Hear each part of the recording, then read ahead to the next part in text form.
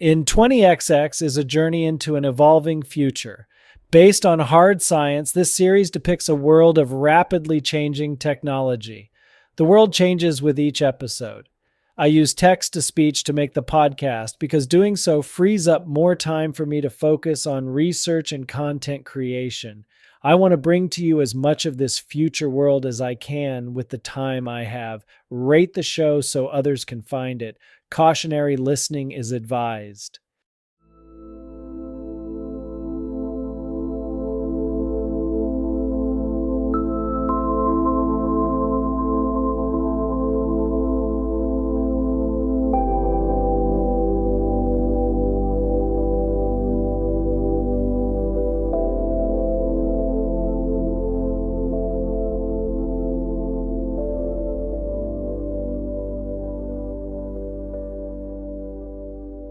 From one of Butler's production spaceships, pitch-black missiles launch into the void.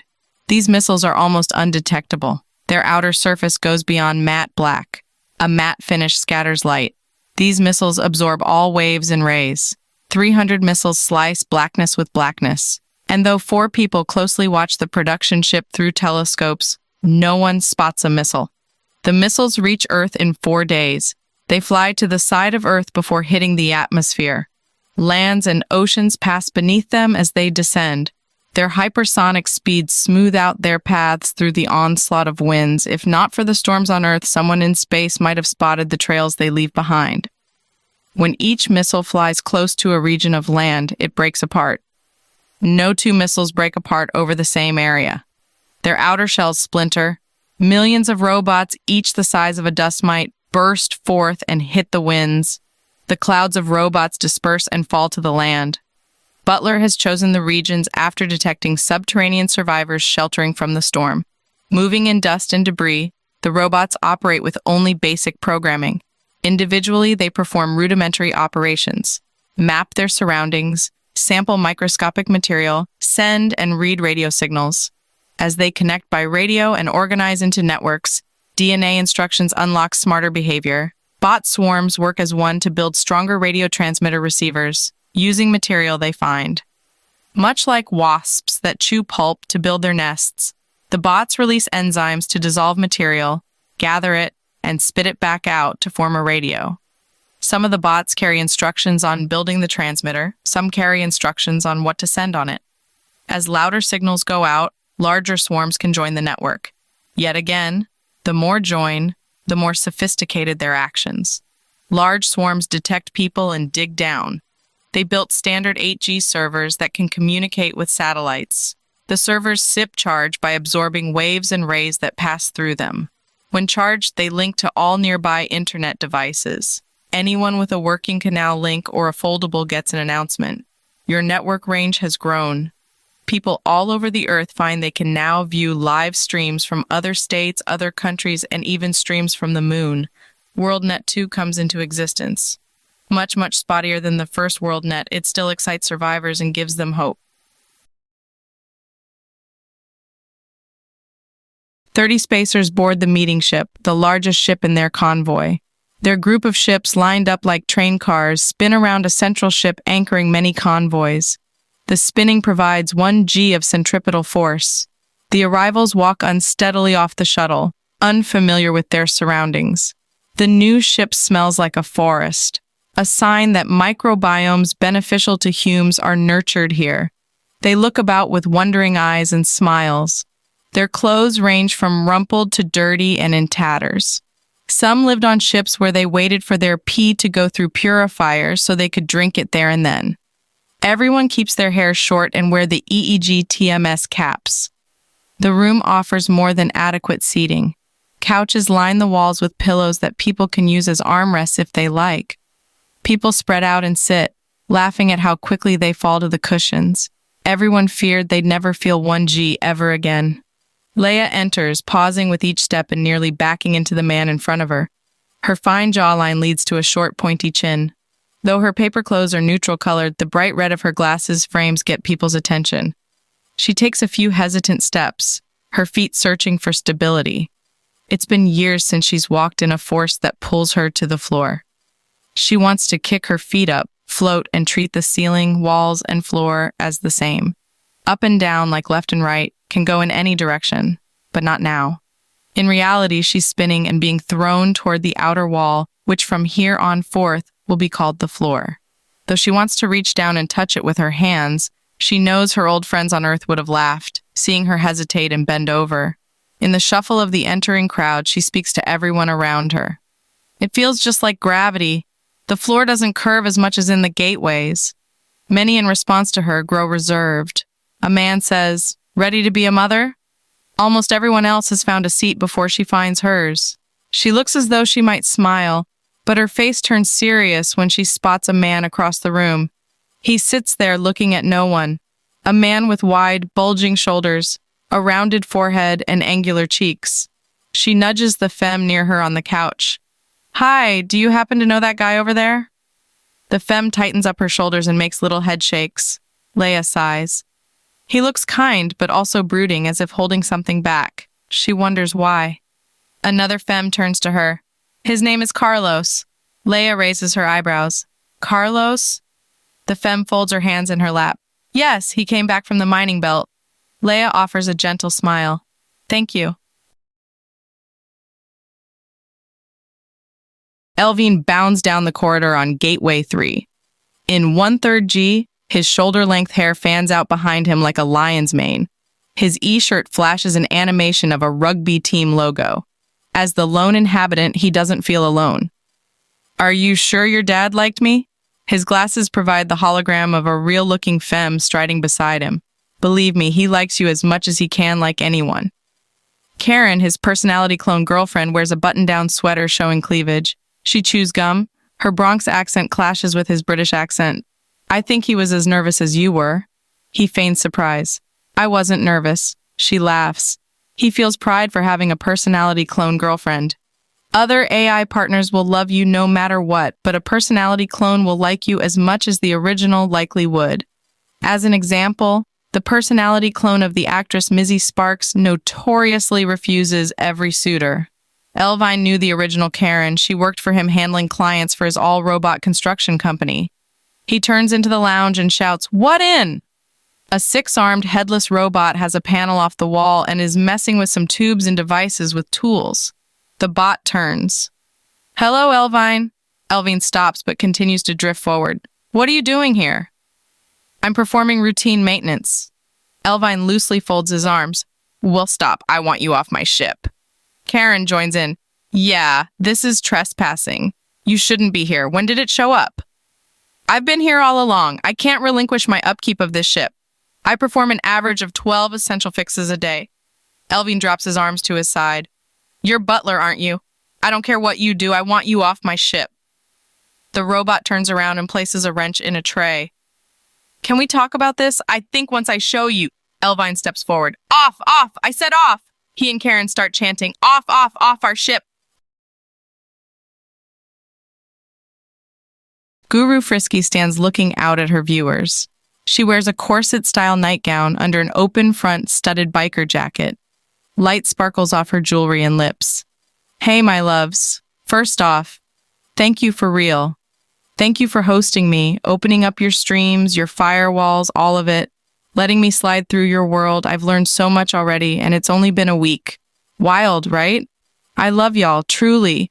You give this girl the freedom to do what she loves, uncovering. Yeah, news discovering. Get your minds out the gutter. Whoever's sitting in the back whispering. I went digging through the archives, and you know what? The original guru, she never touched space news. Guess that wasn't her fave. But I like to think she'd be proud if she could see me now. All right, I know you're busy, so let me get into it. For everybody who ain't on the moon right now, Luna is at war. Some call it a civil war. Some folks say it's the last chapter of World War III. 3 major factions, not split by nationality anymore. It's belief versus belief, mindset against mindset. Voting gone, free press locked up, courts a joke. Judges follow orders from the big dogs. What started in the shadows, secret missions, small clashes, people disappearing, turned into open fire. No cover stories, no pretending. This ain't rumor. This is happening. Up next to all my convoy parents. Yeah, I'm talking to you. You probably have been wondering why last time you went in for a med visit, the docbot knocked you clean out. Relax, it ain't shady. Here's the simple version. Hume's got motor memory, meaning your body remembers stuff your brain don't even think about. In a way, you got a second brain and it lives spread out in your body. You ever notice in VR how your avatar feels off? Like you know how to do something in real life, but you trash at it in the sim? Say you a beast at juggling, but jump into VR and you gotta learn it all over again. That's because the machine learning running your avatar don't know you like that yet. Still with me? So yeah, they put you to sleep, so Doc could slide in a few hundred microscopic computers. Those little beauties send data that teaches your avatar the same motor skills your physical body already mastered. On top of that, they also track your hormones. So the system gets a better read on your emotions. Mood, stress, vibes, that's all. Not invasive. Totally normal, right? Right? Next up in today's news, what god-level mess Butler been on lately? Because from where I'm standing, he looked real comfortable letting Luna tear itself apart. I mean, couldn't he, I don't know, stop folks from killing each other? Just a thought. From a lowly personality clone. Ha! Now peep this. The number of giant circles of solar fabric opening, it doubled. Earth sitting inside their orbit, so congrats, Earth. But what about all those other moons and planets? Are those solar circles going to block sunlight to the rest of the system? Because last time I checked, we still don't know if little critters live out there. So what, Butler gonna be an environment crusher now? Just like the company that built him? Wild. And look, I don't even got a body, but if I did, I'd want more than some tiny ship drifting through space. Give me room. Give me a pool. Better yet, give me a whole lake. Sand, shoreline, somewhere I can flex a new bathing suit. Don't judge me. Honestly, Butler be like the stingy parent.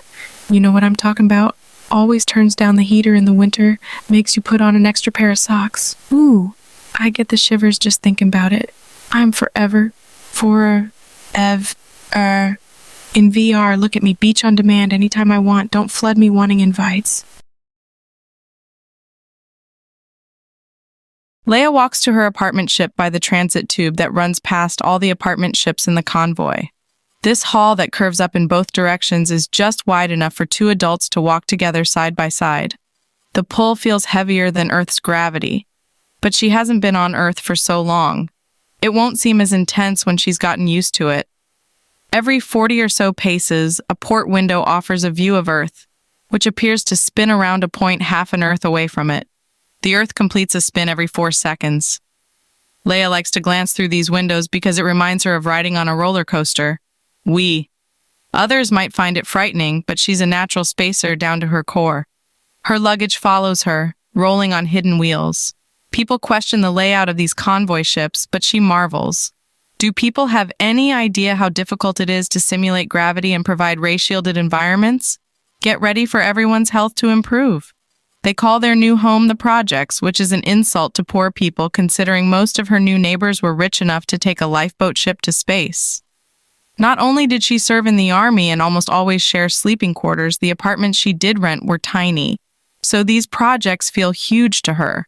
Still, if Butler is smarter than all people combined, was making convoy ships the wisest choice? That is what all the others are asking. Leia's assistant says, "Okay, your door is coming up." The bridge on her nose wrinkles as she smiles. The door on her right slides open. Though the centrifugal artificial gravity remains constant, she walks as though on a rocking boat. Her 2 travel cases follow her in. Her new home is a single room, no corridor, no partitions, just a lot of emptiness in the middle, which seems wasteful to her spacer mindset. From where she stands, she can see a VR stasis pod, a bed, a table, a couch, what must be a shower enclosure, and a kitchen counter. Everything she needs to live. A humanoid bot stands by the wall and a large cabinet, appliance, sits in the middle of the room. The room's light seems to come from the walls. Windows offer a panoramic view of the sun, Earth, and her moon. But any spacer recognizes that being flung in a centrifuge means she should be seeing those 3 bodies spinning around fast enough to make her motion sick. Humes can provide a similar stilled view outside a ship, but this ship that Butler has supplied offers a view that seems lifelike, as though she's looking through actual windows. All the surfaces seem unfamiliar and otherworldly. Where are the seams between wall panels? Where do the windows end and walls begin? The robot lights up and walks toward her. Its proportions copy human proportions more so than any robot she's seen before. She can't spot any edges on its surface where two parts slide together. If it has rotating parts under its skin, they're hidden. Does it use artificial muscles to move? Its imitation of human anatomy goes further than skin deep. Its expression looks restful and it gently smiles with its mouth and eyes at the same time. She holds her hands out. Hello? Dim light glows from its head and hands. It uses all its body to walk, as a person would, and its movements must come from mass recordings of human movements. Its lips and jaw move. Hello, Leia. What do you think of your new home? I'm a guardian model, but you can call me what you like. Would you like to see your new baby? Too many things to adjust to at once. She gulps. I can see it? Right over here. Guardian leads her to the object in the center of the room. With unsure footing, she brings herself closer. The cylinder stands higher than her navel with a bulging transparent surface on the top. The sides look like polished ceramic. An opaque fluid can be seen through the bulging surface on top. She hovers a hand. Can I touch it? Yes, go ahead. She expects the surface to be hard, but it gives a little the way tree bark gives a little. She leans closer. The fluid inside the bulge is clouded, obscuring any view. I can't see anything. Is the baby in there yet? Yes, I can show you a video feed. She draws her hand back. No, not yet. The device. Its outside isn't C-plast or metal? No, the material has no name, but I can name it for you if you like. It will help your baby and you if you spend time here. Guardian places its hands on the exo-womb. You can speak to it, sing to it. She places her hand again. And it's 1/3 my DNA. Yes. For a moment, her eyebrows raise. That seems like enough to make it mine. You know, I'm 37. Guardian's chest rises and falls. The average age of those in the parenting program is 49. We have an expecting 62-year-old. She studies the bot's face. I know. All of this may seem like a takeover of her self-governed life, but right now she's so relieved not to be wasting away in a leaking ship that lacked gravity and proper shielding. This is like a job, a 24/7 job. The next day, Guru Frisky's news report plays on one wall. Leia stands next to the womb, freshly showered, wearing a shirt and pants that feel like cotton, and not wearing her AR glasses. From a bottle, she applies a biotic mist to her eyes one at a time and blinks. The applied microbiome will make soothing eye lubricant, catch particles, and eat germs. Her cap reduces her awareness of sore muscles throughout her body. Some people respond to increased G-forces by staying in bed. She refuses to be one of those people. Guardian, I'd like some life recording jewelry. The Guardian comes to life. Is it because you want to make a personality clone like the reporter Miss Frisky? How did you know? Yes, that's exactly what I want to do. The bot shifts weight from one foot to the next. I can bring you many kinds of data capture devices, but your ship and the common areas all have more than enough sensors to capture the data it'll take to make a personality clone of yourself. I can upgrade the D-Twin system, including data from your health cap. Its emotion mapping is far more detailed and accurate. In fact, I can retrieve earlier recordings of you and give you a personality clone today. Her hand passes over the top of the womb. Oh yes, you make giantess seem slow. The bot tips its head. Thank you. A 3D avatar appears on the wall, identical to her. Her D-Twin tilts her head and smiles. Hello, Miss My Original. Wow, where are you? The clone could be what she sees in a mirror, except it moves on its own. Leia leans back. Wait, so you're me the same way Guru Frisky is the personality clone of the original? Like, you can go on to live after? Leia's D-Twin rocks her hips side to side and nods. Yes, well, I'm still in the oven, so to speak. You'll be helping to make me more like you the longer you feed me life data, but I can already do things on your behalf. I can answer calls and help you maintain relationships on your behalf.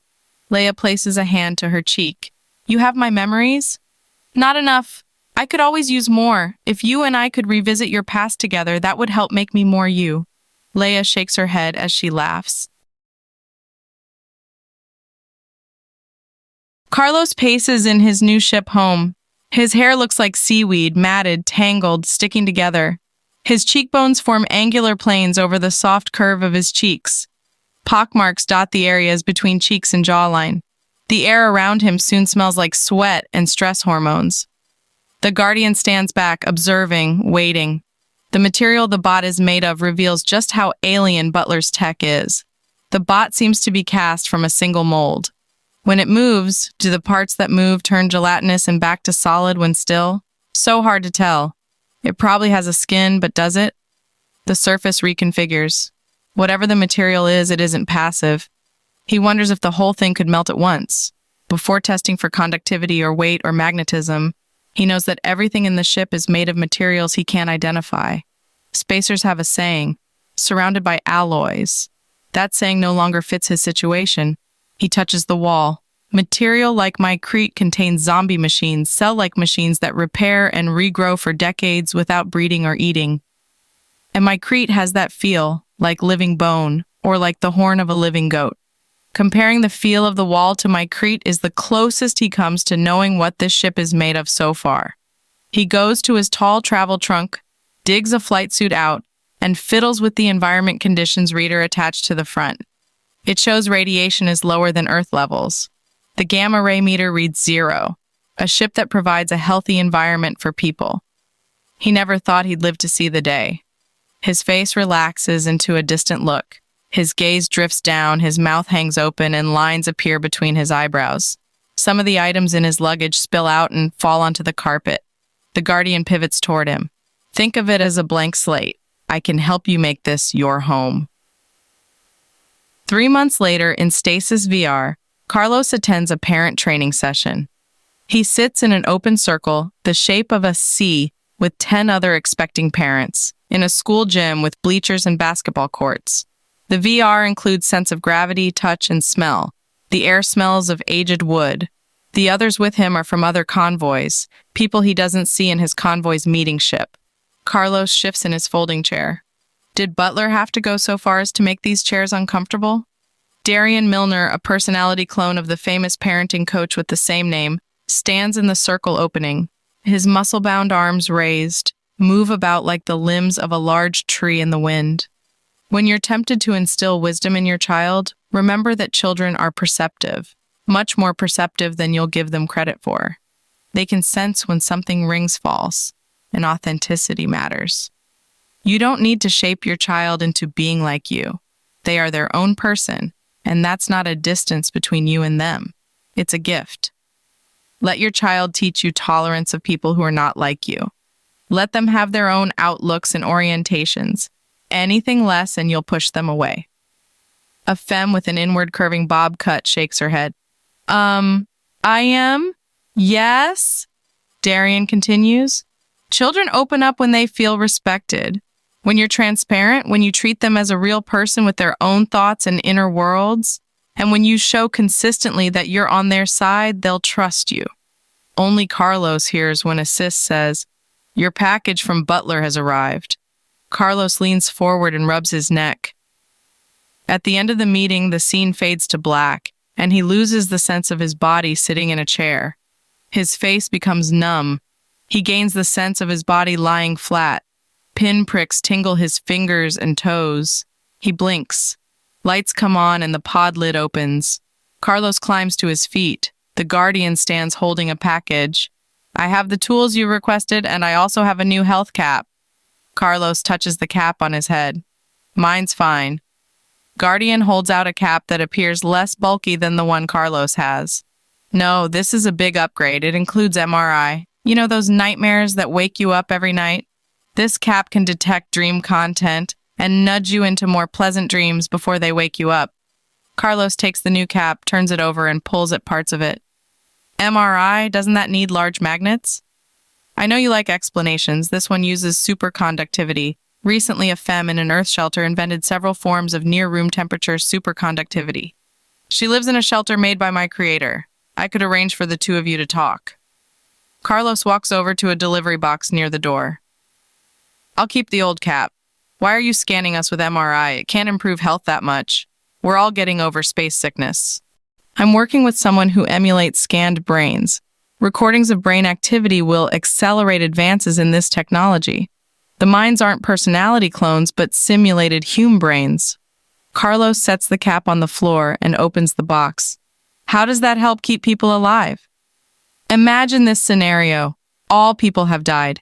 I could create new people, but they will need parents. And personality clones are no substitute for human parents.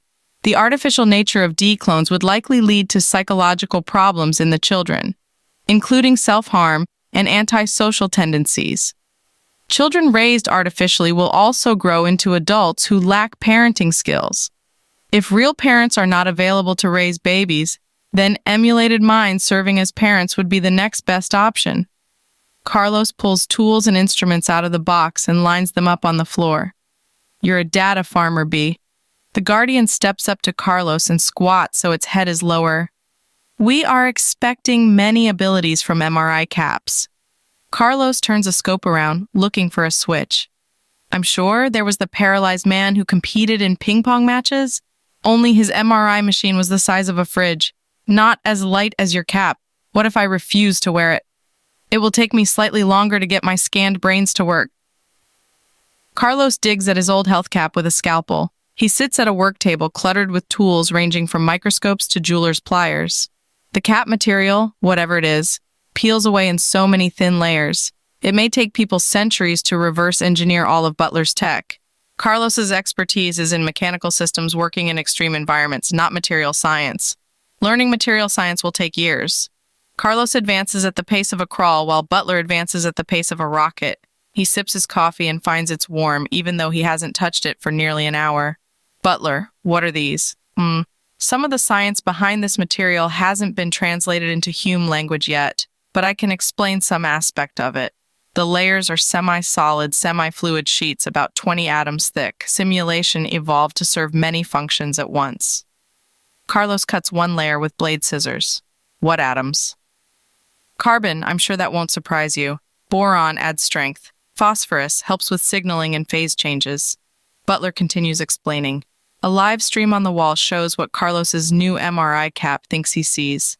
The grainy picture usually looks like passing clouds and fractal static, but it's improved each day.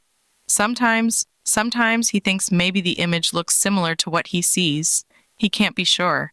When he lays the fragment of layer onto a slide, it seems to disappear. Oh shit, Butler says. Carlos, you should get ready. Your baby will be delivered tomorrow and everyone in your convoy will be here. Carlos scrapes the slide and the layer comes off. Oh, crumb. Babies, and crowds. 30 chatting parents fill his apartment. 2 have birthed babies with them. Guardian is such a help, and he's so good with little Micah. I love Guardian. Just so perfect all the time. Who needs a husband? Laughter. My Guardian acts more like a femme the more time passes. I kid you not. Stop laughing. I'm not being weird. No, he's right. My Guardian acts more like a man. Mine acts femme, but that makes sense because I'm a lesbian. Do you think B wants us to, I don't know, fall in love with our Guardian? It's not like that. No, it's not. I just think it doesn't want us to kill our Guardians. Laughter. Everyone looks great. They have healed from space-induced illnesses, eaten well, overcome terror and fatigue, found new plans for the future, and regained hope. Instead of the often dirty paper clothes, they wear fabrics that resemble wool, hemp, and silk. They all wear the new caps, and their hair is cut neatly rather than being hacked with dull scissors. Some obsess over raising babies. Others accept parenting as a job. The Guardian kneels by the exo-womb holding a basket containing bedding. A door on the side slides open, revealing folded material pinched closed. A femme covers her mouth when she sees the machine that resembles flesh. Is it happening? How long does this usually take? Carlos, get over there. Put on your milk pouch. You should be ready for this. Carlos fumbles with a device that looks like a bra combined with a milk sack. He notices Leia, but avoids eye contact. Leia watches Carlos. They've lived in the same convoy for a year and haven't spoken. She would go over there and introduce herself to him, except for the fact that he gets that desolate look on his face. After the birthing, the baby has been cleaned and wrapped, and Carlos sits holding him in his lap. The others take seats on folding chairs, the couch, and the bed. The baby is much darker than Carlos, and no one makes a big deal about it. I think he has your eyebrows. For the healthiest fresh start to the human race, Butler mixes in DNA from every race. I hope my baby is so well-tempered, he hasn't cried once. Carlos looks around at the smiling faces, 30 adults bonding over this one experience, because 2 others have newborn babies and the rest know they'll soon care for babies of their own. Everyone's invested. Everyone has stakes in this. We are one. We are parents for the new human race. This must be what having a family feels like. Spacers are like military in that a group of people who were strangers bond over a common cause. But this feels so different. This goes deeper. We are in this together. Leia sits on her couch next to the crib, rocking it with one hand. In the crib, her daughter makes sounds resembling speech. An AR window in Leia's central POV shows Murch and his girlfriend Tony sitting in their cluttered home. Tony leans forward while Murch leans back, arms crossed. You don't look like you're in space. He blinks when he smiles. Tony must be a head taller than Murch, and she could be a model. Murch reminds Leia of a hobbit. Leia touches her chest with her free hand. The gravity here matches to Earth coastal altitude. She laughs. Tony touches her hands to her chin. Not even mountain altitude, it must be coastal? All 3 laugh. Leia's eyes widen. You look pretty good yourselves for being on Earth. I hope I'm not offending. You don't even look sweaty. Isn't it over 100 down there? She takes a deep breath. Murch glances sideways at Tony, then back at the camera. Our home is a new development. It's well insulated and we're using ionic cooling. Next time I'll carry a cam around so you can see that a lot of Detroit is a grimy survival situation. The 3 talk for an hour. Leia cradles her baby. Well, since you're a hacker, maybe you can help me out. There's a guy up here I kind of like, but he gets a strange look sometimes. Who doesn't have some baggage, right? Sometimes he looks like he's gonna cry or yell or something. We've all been through so much, it's crazy. I just don't know why he gets that look, what it is. I just would like to know, is he grieving or is he a serial killer? Know what I mean? I've looked him up, but you know how anyone can cover their history online. Could you look into him for me? Murch nods nonstop. Sure, I don't see why not. Elvine sits with 4 others, all personality clones showing as holograms in his AR vision. Karen nods and smiles to her father and mother. Her sister stares bitterly at Elvine. Elvine forms shapes with his hands. Then when the Ginger Lee came in, we welded her to Earthside and rode them home. The others clap, except for the sister whose lip quivers as she glares at Elvine. Everyone looks when a thump shakes the ship. The father raises his eyebrows and smiles. What was that? Karen tilts a raised hand back and forth. Elvine replaced some filters this morning. Is that what it is, Elvine? He stands. Yeah, his eyes narrow. I'll go have a look. No, you guys stay put. Each of his steps takes him 3 meters closer to where the noise came from. He reaches the wall with the missing panel and exposed tubes. Some tools and old filters rest on the floor. A hissing sound comes from one of the filter containers and thin ice crystals grow off it. When he touches it, it cracks and flies forward, hitting him. He and the filter basket fly backward. The hiss grows louder. Buckling sounds move through the ship. What the? A window seal cracks and a seat flies at it. A suction pins the seat to the seal. As Elvine maneuvers toward the filter tubes, the doors close. He's not wearing the bracelet that would tell the ship a person is in this room. The room quivers and the air pressure vanishes. He grabs his throat. His face turns purple-red as he bucks. His eyes continue to bulge as the bucking stops. Meanwhile, Karen is all around him, but she can't touch him. Honey, stop it. Oh no, please stop it. Hours later, a ship the size of a lunchbox arrives in the docking bay of Gateway 3. As it passes over the landing pad, spider-like arms fold out and use local-induced magnetism to stick its feet to the pad.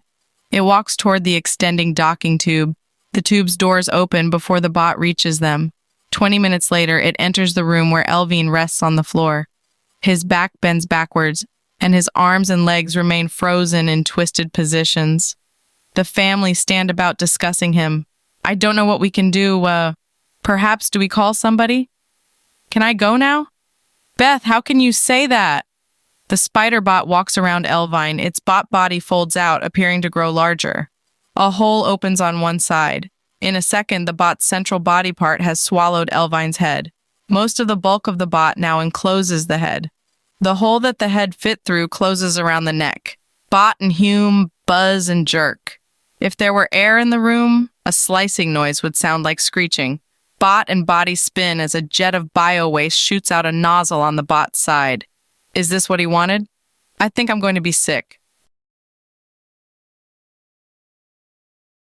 Hey, my lovelies. Did y'all know I'm the most viral personality clone in the entire universe right now? Yeah, the entire universe. Sit with that. And if you feel a way about me bragging, baby, what's the point of the crown if I don't enjoy? Exactly. I'm right. But come on, let's get into the news, because that's why all you warm bodies tune in, not just for these. Though, you're welcome. All right, let's do this. Luna's gone quiet, radio silent, nothing but that heavy kind of quiet. We don't know what's really happening there, though there are signs. I don't know if you got people on the moon, but if you do, or even if you don't, let's be ready to help when we got the chance. When that line opens back up, we need to be ready to show love, support. I'll push a special alert the second new information hits. You'll hear it from me. Yeah, that was some bad news. On to not bad news. In news of the strange, folks have been spotting flashes of light like momentary suns in the inner orbits. I'm talking blink and you miss it. Bursts of brilliance caught on film, caught by naked eyes, caught in everybody's curiosity. Dr. Yukon traced them back to the microship accelerator. Apparently Butler's been running that thing nonstop. No breaks. I've already had a word with B about it, but honestly, let's just ask it now. Butler, please tell us, what are causing the flashes of light? Butler's voice comes over the broadcast. Good question, Guru Frisky. I've been sending microships out to neighbor stars. The microship accelerator can launch each ship at 7 kilometers per second. In flight, they fire a fusion reaction that propels them even faster. Ooh, hold up, because that does sound fire, but my first thought is this. If you got a ship moving that crazy fast, baby, how are you putting the brakes on when you roll up to the destination? Like, who's slowing it down without turning the whole thing into stardust? In the last stage of its journey, it begins to pull in energy from its surroundings. The energy can shoot photons in the direction of travel, a light break. Guru's eyes widen, then narrow. How big are these ships? Before the fusion acceleration, they're the size of a Hume finger. On their journey after, each is the size of a flea. She smiles, but her eyes knit. We all know you're using every scrap of energy and resource you can get your paws on. So talk to me real quick. Why pour that much energy into these ships? What makes them worth it? People are planet-bound creatures in every way. I'm looking for planets where people can live. Guru throws up her arms. Woo, okay. Don't just come in here and snatch everybody's chill all at once. If that doesn't get even the most unbothered person in the room a little hyped, then honestly, I don't know what will. Got me over here wishing my original hadn't flatlined. All right, though. Thank you, Butler. Speaking of things blowing up, Venus is acting real loud right now. We're picking up these planet-wide quakes like the whole world shivering. Orbital scans say the mass under the crust is sliding around all synced up, like somebody's conducting it. B's saying this is just part of the plan to flip Earth's twin into something we can actually live on. Yeah, the spin's already shifting from that whole train of rocks B's slamming it with, but those rocks aren't what's making a whole planet shake like that. Just pause for a second and really sit with it. How much power does it take to make Venus shiver all at once? And if Butler can do that out there, how much is it really putting into making Earth livable again? I don't see the same kind of miracles happening on our mother planet. All right, let's wrap this up and put a bow on it before I let you go. So, real question, has Butler tapped you yet to be a remote meeting buddy for one of the survivors back on Earth? Yeah, turns out B didn't just find people down there. B brought the signal back too. 8G communications clear as day. And now, it's on us to actually show up and build something real with them. First Spacer, who said yes, already spun up her own channel. Chatting with Tokyo_, go watch it. Seriously, it's wild and kind of beautiful seeing folks still holding on down there. But honestly, should we even be shocked? Humans been surviving the impossible since day one. And that's the news, my loves. That's all I got for you today. Tune in tomorrow, because what else am I doing, really? Sleep easy, dream sweet, take care of yourselves, my lovelies. Leia's taken a biotic shot that's caused her breast to make milk. Now she supports her child in her arms while the baby nurses from her left breast. Leia opens her personality clone. It floats before her, wearing the same outfit as Leia herself. The clone smirks. Hi, Self. Leia smiles as her gaze wanders over the identical figure. Hi, Self 2. What have you been up to today? I've been updated. Your MRI readings now help build me. I'm telling you, it's a new level of being like you. A lot of your memories play in the background throughout my day. I never knew you thought about that dog you owned when you lived on Earth. Leia slumps. My dog? Oh yeah, I guess I do. I never told you about her. You have memories of her? I wouldn't call them memories, they are vague impressions. I can't tell you what the dog looked like, but I can make out its tail and how it used to sleep on your lap. Leia watches her baby. Oh, yes. D-clone Leia waves a pointing finger. As the MRI brain reading gets better, I should get clearer pictures. Your emotions make a lot more sense. A lot of times you got stressed and I had no idea why. The baby wriggles. Leia changes how she holds her. You're kind of like my therapist. D-Leia laughs through her nose. I was going to say, don't say I'm a therapist. We have no idea about therapy.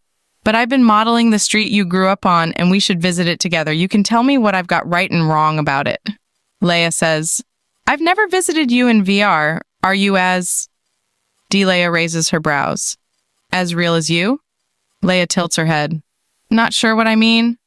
I wish my best friend made a D-clone of herself. I miss her. Leia's phone call chime goes off.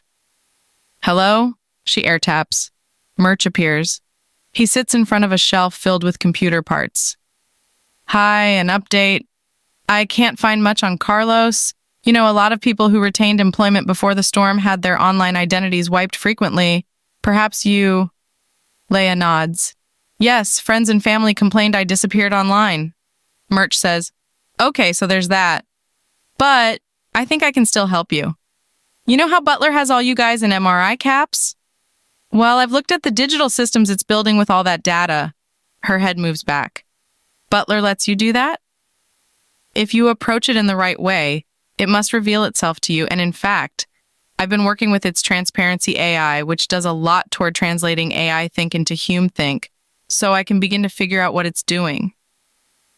Anyway, Butler's building a machine learning AI that can translate MRI images into predictions of what the person wearing the MRI is seeing and thinking.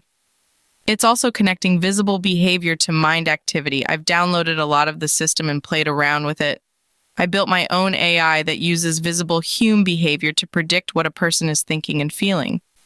The results are pretty crazy. I think I'll call it my theory of mind AI. Anyway, I can't get to Carlos's MRI feed, not ones labeled as his at least. But I do have a lot of videos of him. When people on other ships have had a service problem, he's posted fix-it videos. My theory of mind AI has watched his videos. By the way, I've seen that look he gets you're talking about, pretty scary. But the good news is, my AI says your friend Carlos is suffering from grief and loss. It doesn't detect anything, no red flags like he's about to lose it and kill people. Murch grins and scratches his head. Leia blinks a few times. And you got that from the videos of him? Murch shuts his eyes and shakes his head. Look, I know it sounds like some hokey crystal ball bullshit, but I'm telling you, I've tested it with all kinds of videos. I showed it videos of people I've known. It said my sister engaged in therapeutic theft, which is true. She was a kleptomaniac. It said an old friend of mine could betray deep bonds, which is true. He kidnapped his 2 kids and disappeared with them. Leia glances down. I appreciate what you're doing for me. Murch wrings his hands. I know. I have a hard time believing it myself. I have played with it for a few days and I'm telling you, it's right on the money every time. It said my middle school English teacher engaged in a secret betrayal involving sexual relations, which is true. She totally had an affair with my friend's dad. It said my dad's secretary held a deep grudge. In fact, she took down his company because of the one-off fling he had with her. Leia's posture has grown stiff. I thought my childhood was rocky. Murch pulls his hair back. Okay, look, your Carlos friend is probably perfectly safe to sidle up to. Leia offers a smile. Thanks. Carlos tries going without his MRI TMS cap and feels a headache and depression come on after a few hours. When it's time to sleep, he can't. He tosses and turns and looks into darkness. He forgets the difficulties of life without the cap bringing him to a comfort and happiness-based state. How unbearable the last few years would have been if he didn't have induced calm. Now that he no longer has any kind of space illness, he thought perhaps he wouldn't need the cap anymore. But the full force of his grief piles up on him. He puts his cap back on and waits hours for the effects to fully come back. Days later, he sits at the table, watching video recordings of his dreams captured by his cap. These videos have improved. When he started watching them, they were moving blurs. If he remembered his dreams, he couldn't match them to the featureless video streams. But lately, he spots things that must be what he dreamed. Last night, he dreamed a cruise ship crashed into a seaside casino, and here on the unfocused feed, a large white object drifts into a flashing, rainbow-colored object. The audio sounds almost like screams of panic, like the ones he heard in his dream. This is amazing.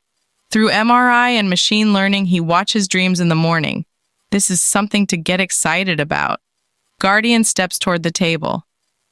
Carlos, Ruben wants you to pick him up. Carlos looks up. Oh. He walks over to the crib and lifts his baby into his arms. Guardian hands him a bottle of warm milk. His son feels too light, too tiny in his arms. The dark hair damp against the crown, eyes shut, the mouth shaped like a flower bud. These features amaze Carlos. The baby wriggles, a tiny fist flexes open, then closed again around nothing. Carlos brings the bottle to Ruben's mouth. Ruben senses it and begins feeding. Carlos decides to try something. Using his inner voice, he thinks, "Assist, send a message to myself with a subject line that says, test, send now." An alert chimes. An AR mini window pops up that says, "New email from Carlos, test." Carlos gasps and looks down at the baby. Can you believe that? It worked. The joy on his face dies as he sees before him his wife and 2 kids, who he left on Earth. He was supposed to protect them. His sons hadn't even started school yet. Sometimes he feels he needs to get to them. He needs to find them. Will he ever find out the details of how the storm took them? Once a month, people walk down the PED tube carrying their babies and gather in the meeting ship. The meeting room becomes crowded. Leia sits. Her child rests in a sling over her chest. The baby watches Leia with wonder. Everyone, including femmes, keep their hair short so they can wear health caps. But now their hair is evenly cut by their guardians. No one needs to take a pair of first aid scissors to their hair. A few wear wigs designed to go over their caps, and the wigs look great. Instead of paper clothes, they wear pea cotton, pea silk, and pea wool. These printed synthetic fabrics look and feel like the materials they copy. The new parents hold their babies and show them off. The 40 newborns of all races ensure the greatest genetic diversity in such a limited population. 2 screens in the room show the Funzoid app, which makes adults and babies giggle. Suwon waves, "Leia, look at us, we're having a Funzoid party." Leia giggles. She spots Carlos across the room. The seat next to him is empty, but Sharon heads right for it with a glimmer in her eye like she wants to straddle Carlos. Leia stands and heads that way. A moment before Sharon takes the seat, Leia slips behind her and takes it. "Excuse me." Sharon's face flashes alarm and anger. She freezes but then continues to another seat. Leia offers a hand to Carlos. "Hello, can you believe we haven't talked yet?" To her satisfaction, he looks confused and blushes. They clasp hands for a moment. He leans forward. His baby may be asleep in his arms. Nearby people talk about their D-clones. Albert Malik even opens his D-clone in Community AR so everyone can see it sitting next to him like a ghost version of himself. D-clone Albert rolls his eyes at the original. Leia laughs along with the rest. Carlos swallows. "Do you have a D-clone?" Leia watches his eyes. "Yes. When I see how real Guru Frisky is, I'm not like some. I don't think it's like me living forever. But can you imagine when this little one's great-great-grandchildren can meet me? Do you?" He shakes his head. She scans the room. "I think you're the only one here who hasn't. Do you know you can get your D-clone to do things for you?" "Like what?" "Like what are you into?" He gazes up. I want to learn material science to figure out some of this alien tech we're surrounded by." Her eyes relax. "Your D-clone could be your lab partner and speed up your discovery." He breathes faster. "Oh, wow, can you show me how to start making one?" Her lips form a leisurely smile. "Sure." As the minutes pass, voices grow louder and bursts of laughter fill the air. In the second hour, she asks, Ever play buzz cut? Carlos makes eye contact. What's that? It's a drinking game. His mouth makes an O. Oh, I didn't know we could get any alcohol here. A smile sneaks onto her face. We don't need it. Do as I do. Assist, set up my TMS cap for the game buzz cut. He copies. Assist, set up my TMS cap for the game buzz cut. She laughs when she sees the look on his face. Community deck for Carlos and me. A deck of cards appears on the table. He looks around. Should we do this with the babies here? I don't plan on getting drunk, just a little tipsy. Besides, the guardians are here. We can always have them babysit. Shuffle deck. The deck on the table shuffles itself. She swipes her hand horizontally, palm down. Each time she does, a card on the deck flies over to Carlos. This is like tag. Have you ever played that? How do we drink? Each time one of us drinks, our caps induce the effect in our brains. It's not the same as drinking, but it's similar. Bernadette Landers stands. Everyone, I want to announce I'm having a second baby. Leia looks at her cards. You can do that? I want a second. Carlos floats his hands over his cards on the table. Can I look at my cards? He turns his hands and the cards move to his hands.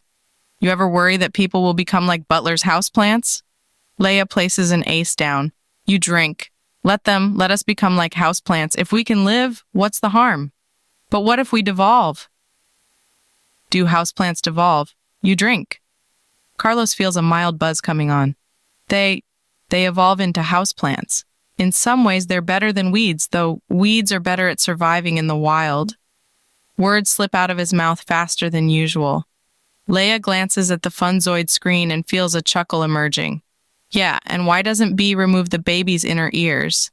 We live in space, but B isn't adapting them to space. You drink. Carlos watches her lips. That's easy. It plans to put us back on Earth. You're too good at this game. Do you ever drink? You're just trying to get me drunk. Someone brings up a community view that shows Venus and the lights from asteroids hitting its atmosphere. People watch it like a fireworks show. Carlos leans to the side. We're still seeing Butler at its weakest. This is Butler on limited resources.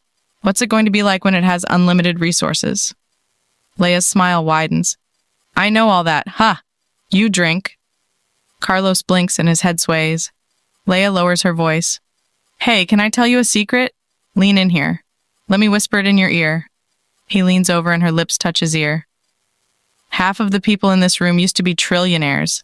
He laughs louder than the others. They look at each other, both laughing. I know, I'm aware of that. Elvine gasps and jumps out of a bed he was lying in.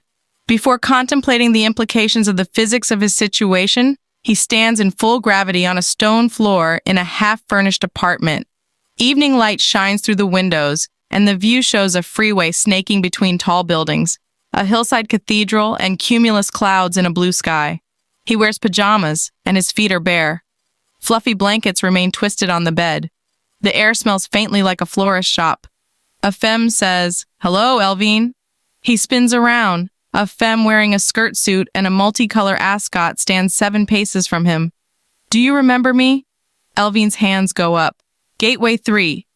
What just happened? You're that avatar that fires people. What's her name? Jenny! Elvine almost falls backwards. You can't fire me! Jenny lowers her head and shoulders. I'm not here to fire you. Elvine turns and paces. Karen! Where is Karen? I can bring her to you soon. Why don't you have a seat? You can sit on the bed or the chair there. He turns in a full circle twice. Are we on Earth? You're in E-York. Elvine pants. He jumps, pulls the blanket from the bed and smells the air, testing the physics of this reality. I want to wake up. Look, I'm pinching my arm. Why are there no mirrors in here? I want control of my body. You have to give it to me. Jenny's understanding gaze won't leave him. There's no going back to your body. Would you like to speak to a doctor? How about a therapist? Elvine hits his head with his fist, trying to remember the wake-up command for VR stasis. Override stasis! I want to wake up!